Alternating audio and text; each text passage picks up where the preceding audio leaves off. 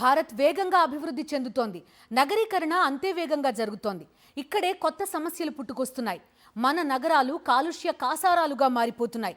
Metro సిటీస్ని విషపూరిత పొగ కమ్మేస్తోంది. శీతాకాలం వస్తే చాలు ఢిల్లీ వాసులకు ఊపిరాడదు. పిల్లలు, వృద్ధులు తీవ్ర ఇబ్బందులు ఎదుర్కొంటున్నారు. మనకే కాదు, భావి తరాలకు ఇవి ప్రమాద ఘంటికలే. అందుకే పార్లమెంట్లో దీనిపై చర్చించేందుకు అధికార విపక్షాలు ముందుకొచ్చాయి. దేశ రాజధాని కాలుష్యానికి కేర్ ఆఫ్ అడ్రస్ గా మారింది. గాలి నాణ్యత రోజు రోజుకు దిగజారుతోంది. ఢిల్లీ ఎన్సీఆర్లో AQI 300 దాటి వెరీ పూర్ కేటగిరీలోకి చేరింది. ఢిల్లీ ఒకటే కాదు, దేశంలోని అన్ని ప్రధాన నగరాల్లో దాదాపు ఇదే పరిస్థితి. ముంబై, హైదరాబాద్, చెన్నై, బెంగళూరు లాంటి మెట్రో సిటీస్లో వాహన కాలుష్యం ప్రమాద గంటికలు మోగిస్తోందని నివేదికలు చెబుతున్నాయి. లోక్సభ 0 అవర్లో ఈ అంశాన్ని లేవనెత్తిన ప్రతిపక్ష నేత రాహుల్ గాంధీ ప్రత్యేక చర్చ చేపట్టాలని కేంద్రాన్ని కోరారు. దేశంలోని ప్రధాన నగరాలన్నీ విషపూరిత గాలితో కమ్ముకున్న పరిస్థితి ఆందోళన కలిగిస్తోందని, కోట్లాది మంది పిల్లల భవిష్యత్తు ప్రమాదంలో పడుతోందని ఆందోళన వ్యక్తం చేశారు రాహుల్ గాంధీ. ఈ సమస్య రాజకీయాలకు అతీతమైందని, ప్రభుత్వం, ప్రతిపక్షం కలిసి చర్చించి ఒక వ్యవస్థాత్మక ప్రణాళిక రూపొందించాల్సిన అవసరం ఉందని పేర్కొన్నారు. కాలుష్యం నిరంతరం పెరుగుతున్నందున ఒక్కో నగరానికి విడి ప్రణాళిక అవసరమని చెప్పారు. This is not a ideological issue. This is everybody in this house would agree that air pollution, the damage it is doing to our people, is something that we would like to cooperate on.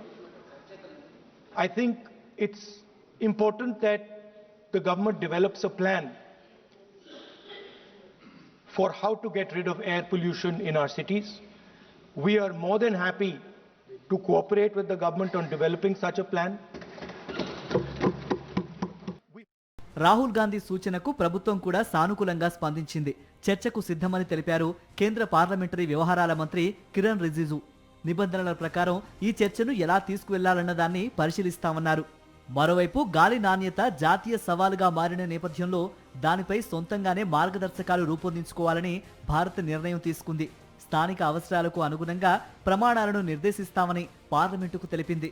ప్రపంచ దేశాల్లో గాలి నాణ్యతపై అంతర్జాతీయ సంస్థలు ఇచ్చే నివేదికలను భారత్ అధికారికంగా స్వీకరించదని కేంద్ర పర్యావరణ శాఖ సహాయ మంత్రి కీర్తివర్ధన్ సింగ్ స్పష్టం చేశారు. ఆ నివేదికల్లో సలహాపూర్వక సిఫారసులు ఉంటాయే తప్ప నిర్బంధంగా భారత్ అమలు చేయాల్సిన మార్గదర్శకాలు ఉండవని ఆయన తేల్చి చెప్పారు.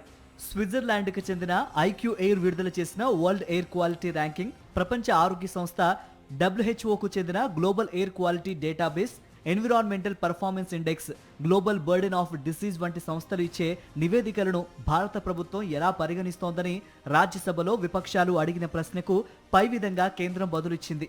దేశంలో ప్రజారోగ్యం, పర్యావరణ నాణ్యతల పరిరక్షణ కోసం 12 కీలక కాలుష్య కారకాలను కట్టడి చేయాలనే అంశంపై ఇప్పటికే national ambient air quality standards సంస్థకు మార్గదర్శకాలను జారీ చేశామని కేంద్రం వెల్లడించింది.